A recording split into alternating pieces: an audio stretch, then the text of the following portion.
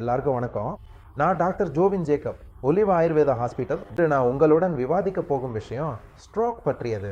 நமக்கு எல்லாருக்கும் தெரியும், ஸ்ட்ரோக் வந்தால் பலர் கஷ்டப்படுறாங்க.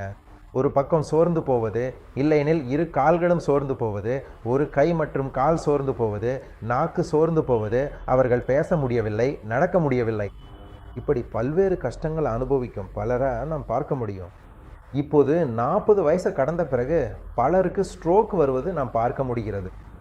மிகவும் ஆரோக்கியமாக இருப்பதாக நாம் பார்க்கும் பலரும் ஒரு காலை எழுந்ததும் ஸ்ட்ரோக் வந்து படுக்கையில் கிடக்க வேண்டிய நிலைக்கு அல்லது வீல் சேரில் வாழ வேண்டிய நிலைக்கு போகும் நிலையை நாம் பார்க்க முடியும்.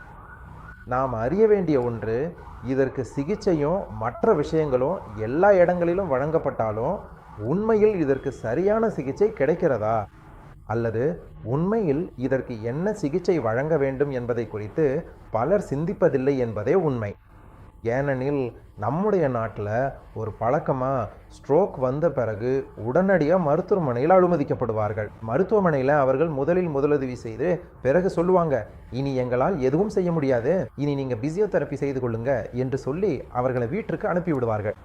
நம்முடைய பெற்றோர்கள் அல்லது உறவினர்களுக்கு இது நடந்தால் நாமோ அருகில் உள்ள ஒரு ஃபிசியோதெரப்பியை தொடர்பு கொள்கிறோம். அவர்கள் வந்து 1 மணி நேரம் 2 மணி நேரம் ஃபிசியோதெரப்பி செய்கிறாங்க. இது ஒரு வழக்கமான நடைமுறையாக நடக்கிறது. இதுதான் நம்முடைய நாட்டில் இன்று நடக்கும் ஒரு சிகிச்சை முறையாக சொல்லப்படுது. உண்மையில் நாம் சிந்திக்க வேண்டிய ஒன்று என்னவென்றால், ஸ்ட்ரோக் என்றால் என்ன? ஒரு ஆரோக்கியமாக இருக்கும் ஒருவருக்கு ஏதோ காரணத்தால் ஏற்படும் ஒரு சம்பவம் தான் ஸ்ட்ரோக் என்று சொல்லப்படுகிறது. அது முக்கியமாக அந்த நபரின் மூளையில் இரத்தம் வடிவது காரணமாக நடக்கிறது. இரத்த குழாயில் பிளந்து அங்கே இரத்தம் வடிவதால் அந்த நபருக்கு ஸ்ட்ரோக் ஏற்படுகிறது.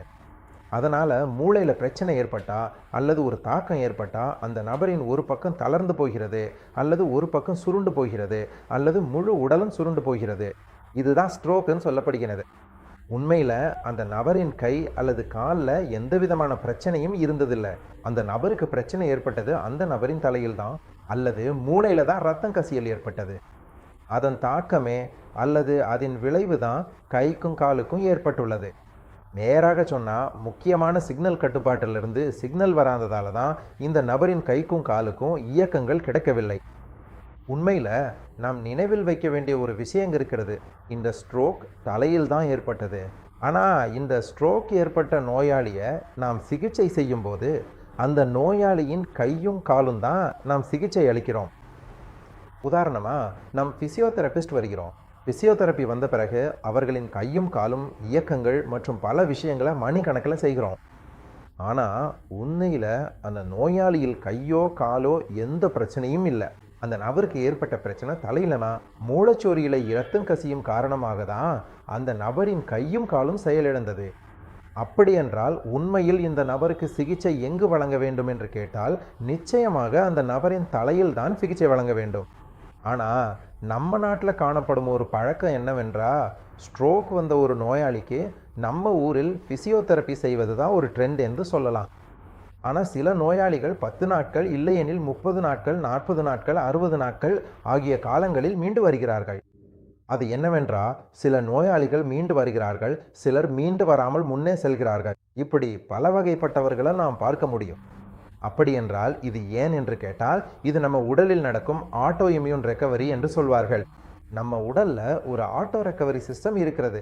நம்ம உடம்புல ஏதாவது பிரச்சனை வந்தால் உடலே அதை மீட்டெடுக்கும். உதாரணமாக, நம்ம கையில் ஒரு காயம் ஏற்பட்டால், உடம்புல ஒரு காயம் ஏற்பட்ட பிறகு உடலே அதை ஆற்றும், உலர்க்கும். நாம் இப்போ டிடி போட்டுக்கலை என்றாலும், நாம் ஆன்டிபயோட்டிக் எடுத்துக்கலை என்றாலும், நம்ம காயத்துக்கு தேவையான கவனம் கொடுக்கலை என்றாலும் அந்த காயம் உலரும். அது உலர்வது ஏன் என்றால், நம்ம உடம்புக்கு அதற்கான திறன் இருக்கிறது. நம்ம உடம்பே அதை உலர்ப்புங்க. அப்படியே நம்ம தலையில் ஒரு தாக்கம் ஏற்பட்டாலும், இல்லையெனில் ஒரு இரத்த கசிவு ஏற்பட்டாலும் அதை குணப்படுத்தும் திறன் நம்ம உடம்புக்கு இருக்கிறது. நம்ம உடம்பே அதை செய்யும். ஆனால் அதற்கு ஒரு கால அவகாசம் இருக்கும், அல்லது ஒவ்வொரு நேரமும் எடுத்துக்கொண்டோம். குணமாக ஆக அந்த உடம்பு ஒரு காலையெல்லாம் எடுத்துக்கொள்ளும். சிலருக்கு அந்த இடத்த பொறுத்து, அந்த சம்பவம் நடந்த இடத்த பொறுத்து அது ஒரு வேளை சீக்கிரம் குணமாகலாம். அப்படிப்பட்டவர்கள் 10 நாட்களில், இல்லையெனில் 1 வாரத்தில், இல்லையெனில் 30 நாட்களுக்குள் குணமாகி விடுவார்கள். சிலர் 3 மாதங்களுக்குள் குணமாகி விடுவார்கள். அது சாரணனை. அந்த தாக்கம் ஏற்பட்ட பகுதி முக்கியமானது. அந்த தாக்கம் ஏற்பட்டதின் தீவிரத்தை பொறுத்து அதன் மீட்பு இருக்கும். அதில் பல காரணிகள் உள்ளன. வயது காரணிகளும் உள்ளன. அதே போல் அவர்களின் நோய் எதிர்ப்பு சக்தி வலுவாக இருந்தால் சீக்கிரம் குணமாகி விடுவார்கள். ஆரோக்கியமான உடல் அல்லது வயது அதிகமாகிவிட்டால் இவை எல்லாம் சார்ந்திருக்கும். ஆனால் இதற்கெல்லாம் கிரெடிட் என்று சொல்லப்படுவது அந்த பயோசியோதெரப்பி செய்யும் பயோசியோதெரபிஸ்டுக்கே கிடைக்கிறது. ஏனெனில் பயோசியோதெரப்பி செய்ததால தான் இந்த நோயாளி மீண்டு வந்தார் என்ற ஒரு உணர்வு வருகிறது. நம்முடன் இருப்பவர்களும் அதையே நம்புகிறோம். அந்த நபருக்கு பயோசியோதெரப்பி செய்ததால தான் அவர் எழுந்து மீண்டு வந்தார் என்று நாமும் நம்புகிறோம். உண்மையில் அப்படி இல்லை. அந்த நபரின் கையிலோ காலிலோ எக்ஸசைஸ் அல்லது அந்த நபருக்கு ஆக்டிவிட்டீஸ் கொடுத்ததால தான் அந்த நோயாளி மீண்டது கிடையாது. அந்த நோயாளியின் தலையில் தான் பிரச்சனை இருந்தது. அந்த நோயாளியின் தலையில் ஆட்டோ ரெக்கவரி நடந்தபோது தான் இங்கே இயக்கங்கள் மற்றும் மற்ற விஷயங்கள் எல்லாம் சரியாக வந்தது. நான் சொல்வது ஃபிசியோதெரப்பி செய்யக்கூடாதுன்னு அர்த்தம் இல்லை. நம்முடைய நாட்டில் ஒரு கருத்து என்னவென்றால், ஸ்ட்ரோக் வந்த ஒரு நோயாளியை ஃபிசியோதெரப்பி செய்து மீட்டெடுக்க வேண்டும் என்பதாகும். அது தவறு. அந்த மீட்பு ஃபிசியோதெரப்பி செய்ததால தான் கிடைக்கிறது என்பதில்லை. அந்த நபரின் மூளையில் உள்ள பிரச்சனையில் ஆட்டோ ஹீலிங் நடக்கும்போது தான் தானாகவே மீண்டு வருகிறார். பிறகு ஃபிசியோதெரப்பி தேவைப்படுமான்னு கேட்டால் தேவை, கண்டிப்பாகவே தேவை. நம்முடைய எந்த ஒரு மூட்டு, கையோ காலோ ஏதாவது ஒன்று பாதிக்கப்பட்டு நம்முடைய இயக்கங்கள் இல்லாமல் இருந்தால்தான் தானாகவே அங்குள்ள இரத்த ஓட்டம் குறையும், அங்குள்ள தசைகள் சுருங்கும், இவையெல்லாம் நடக்கும். அது நடக்காமல் இருக்க நமக்கு சாதாரண இயக்கங்கள் தேவை. அந்த இயக்கங்களுக்கு நமக்கு ஃபிசியோதெரப்பி தேவை. அது அந்த ஒரு நோக்கத்திற்காகவே நம்ம ஃபிசியோதெரப்பி வழங்க வேணும். பல சமயங்களில் நம்முடைய நோக்கம் என்று சொல்வது, நாமும் ஃபிசியோதெரப்பி செய்து இந்த நபர் எழுந்து நடக்க வேண்டும் என்று நினைத்து தான் கொடுக்கிறோம். அது தவறு. நேராக சொன்னால், உண்மையில் இந்த நோயாளிக்கு சிகிச்சை எங்கு வழங்க வேண்டும் என்று கேட்டால் இந்த நபரின் தலையில் தான் சிகிச்சை வழங்க வேணும். ஃபிசியோதெரப்பி இந்த நபரின் தசைகள் சுருங்கி போகாமல் இருக்கவும், தசை இயக்கங்கள் சரியாக கிடைக்கவும் ஒரு அடிப்படை பயிற்சி அளிப்பதற்காக மட்டுமே நாம் ஃபிசியோதெரப்பி செய்யலாம். ஆனால் இந்த நபரின் பிரச்சனை என்று சொல்வது தலையில் தான் உள்ளது. அதனால் ஒரு ஸ்ட்ரோக் வந்த நோயாளி உங்கள் அறிமுகத்தில் அல்லது உங்கள் உறவினர்களில் எங்காவது யாராவது இருந்தால் நிச்சயமாக நீங்கள் புரிந்து கொள்ள வேண்டும். உங்களுக்கு சிகிச்சை தேவைப்படுவது உங்கள் தலையில் தான்.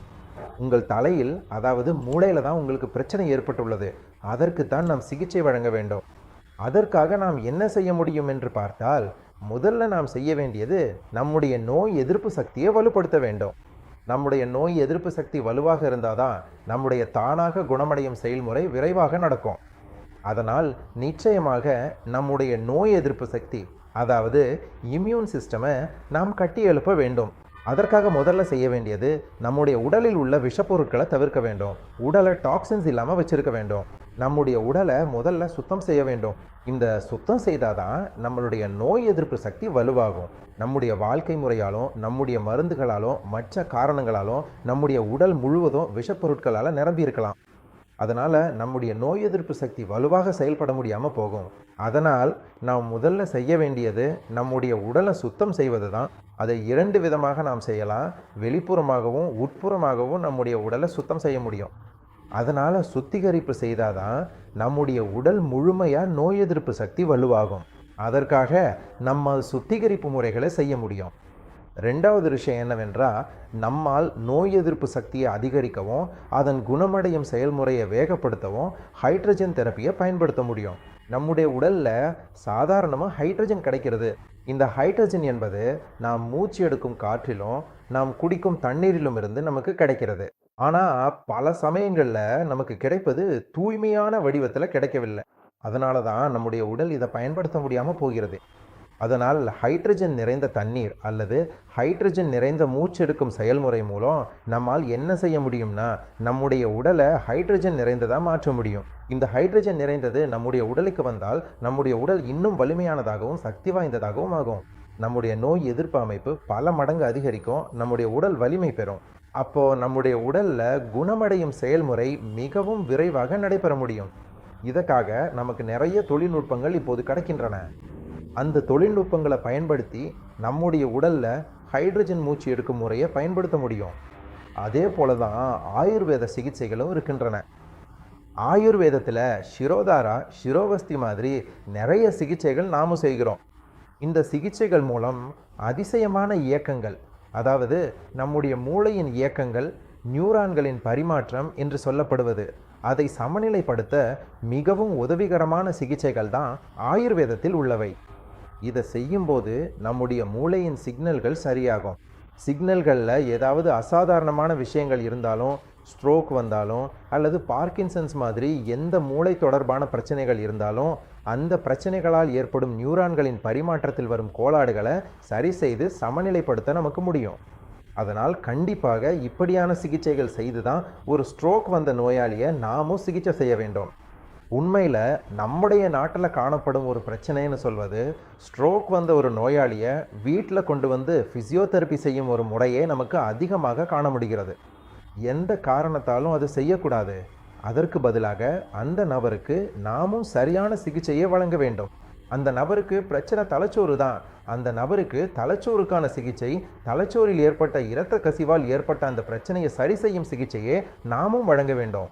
அப்படி என்றால் அந்த நபருக்கு முதல்ல நாமும் என்ன செய்ய வேண்டும் என்றால் உடலை சுத்தம் செய்ய வேண்டும். உடலை சுத்தம் செய்தாதான் அந்த நபரின் நோய் எதிர்ப்பு சக்தி வலுவாகும். நோய் எதிர்ப்பு சக்தி வலுவாக இருந்தால்தான் அந்த நபருக்கு பாதுகாப்பும் குணமடையும் திறனும் கிடைக்கும். இரண்டாவது, நாமும் சொன்னது போல அவர்களின் உடலை ஹைட்ரஜன் நிறைந்ததாக பராமரிக்க வேண்டும். அதற்காக நமக்கு ஹைட்ரஜன் நிறைந்த தண்ணீர் கிடைக்கிறது, ஹைட்ரஜன் வாயு மூச்சு வாங்கும் முறையும் கிடைக்குது. அதை நாம் பயன்படுத்தி நம்ம உடலை ஹைட்ரஜன் நிறைந்ததாக மாற்ற முடியும். மூன்றாவதாக, நான் குறிப்பிட்டது போல ஆயுர்வேதத்தில் பல சிகிச்சைகள் உள்ளன.